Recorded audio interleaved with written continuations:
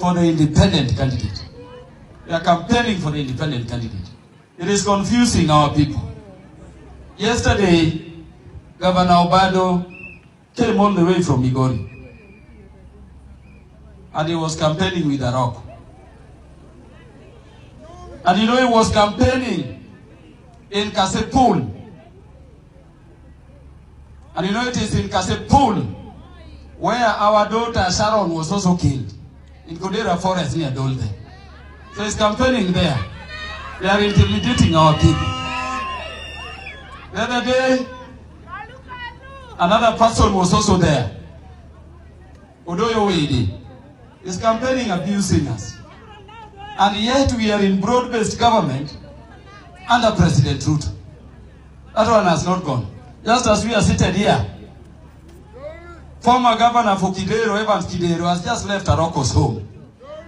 What picture are they giving our people? Senator, you know very well the candidate, our candidate is facing in Oyugis, in Kaspul, is a suspect in the murder of Charles Omodoweri. The presence of those people together being murder suspects is intimidating our people. But the big problem is that we cannot be in broad-based government together. And then the UDA team is campaigning for the opponent of the ODM team. Man, open the broad-based government meeting. So we need you, Senator Cheriot, to tell the UDA team, to tell the president to rain on those people. They are intimidating our people. The other day they went to the home of Charles Omodoweri. They fired very many gunshots. And remember, Charles Omodoweri was killed like an animal in Nairobi.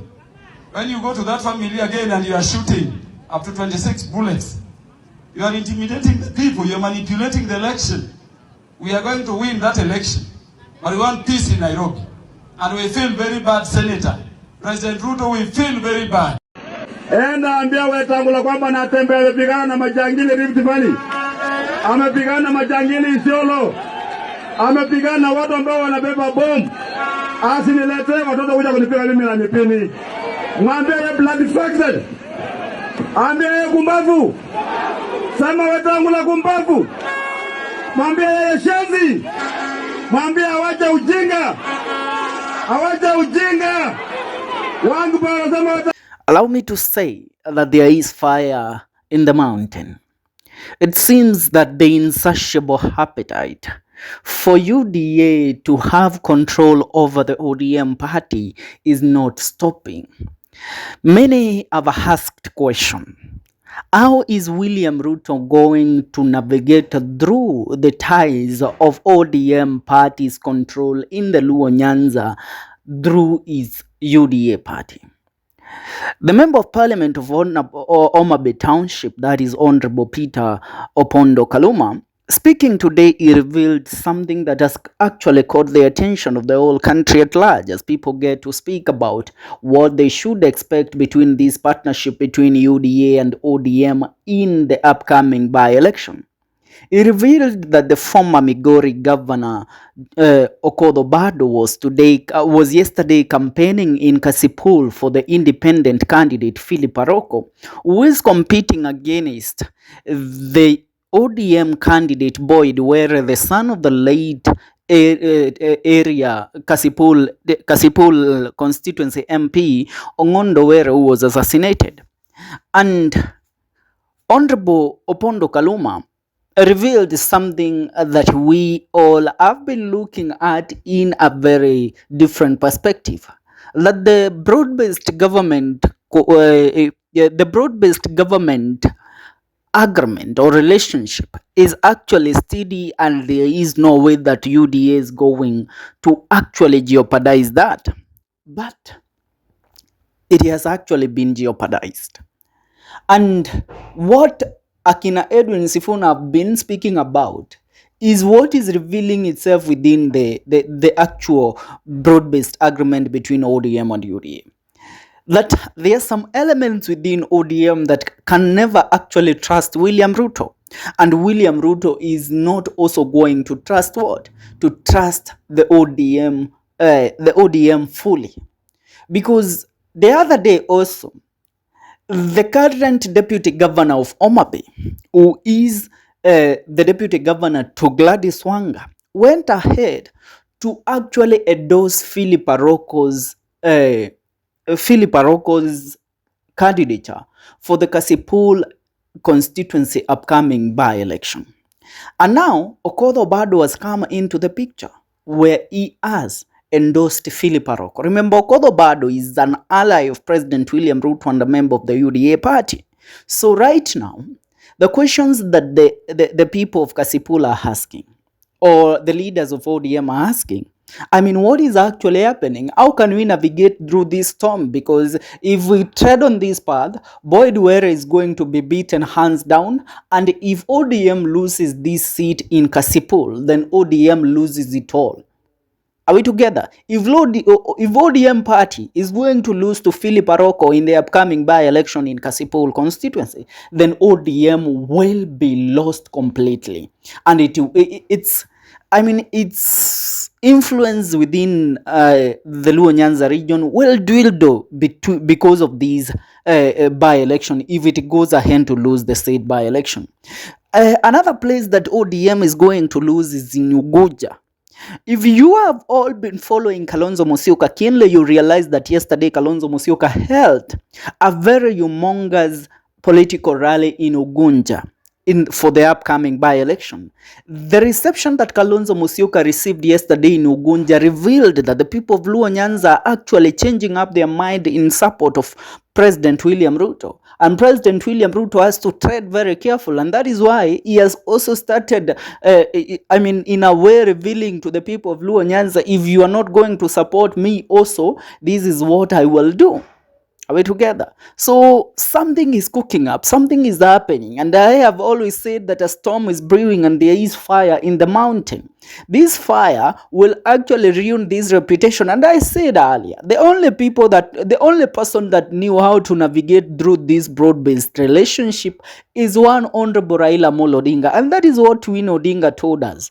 Yes, there is nobody who has the ability or the capability to navigate this relationship, and more so not the party leader of ODM, Oburu Odinga. Because currently when these all nonsense is happening between the leaders of the ODM party, Oburu Odinga is in hospital. So the relationship of ODM party needs and broad-based government needs a young brilliant mind with the characteristics of who portrays the characteristics of Raila Amolo Odinga. Are we together? And that is why Winnie told the party leader during the ODM 20 celebration in Mombasa that we have to go back to the people. We have to consult with the people. We have to hear all the people are confident in to continue managing this relationship between the government and the ODM party. Are we together? Now, when you look at how the rate of ODM and government are losing completely in the upcoming by-election, you realize that hata wafanye nini, ODM itabidi ijiondoe kwa uhusiano. Kwa sababu if they lose the Kaspul constituency by-election, they even go ahead to lose Magarini, they lose Ugunja, they lose in Malava, they are going to lose in Bere North. That we are sure of. The government can't win in Bere North, it can't win in Malava, it is not going to win in Magarini.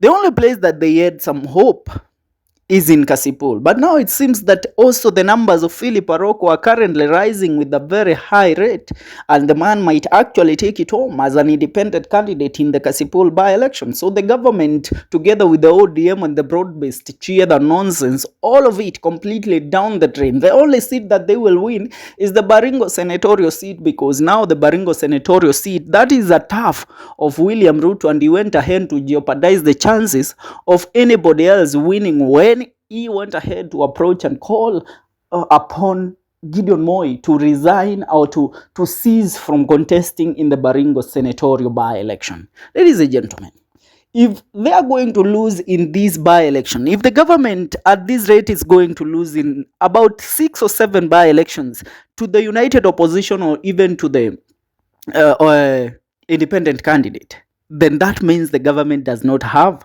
hold of the people. In Bere North, the most contested by-election, we have seen there is the rise of the DP candidate Newton Karish and the CCK candidate Duncan Boy. Actually, these are the top contenders in this seat. Huyu wa Mudhende is being cheered for nothing but because he has no numbers in the ground in Mbeere North. When you come to Malaba, Seth Panyako is taking it home. When you go to Magarini, Karisa is taking it home. All together.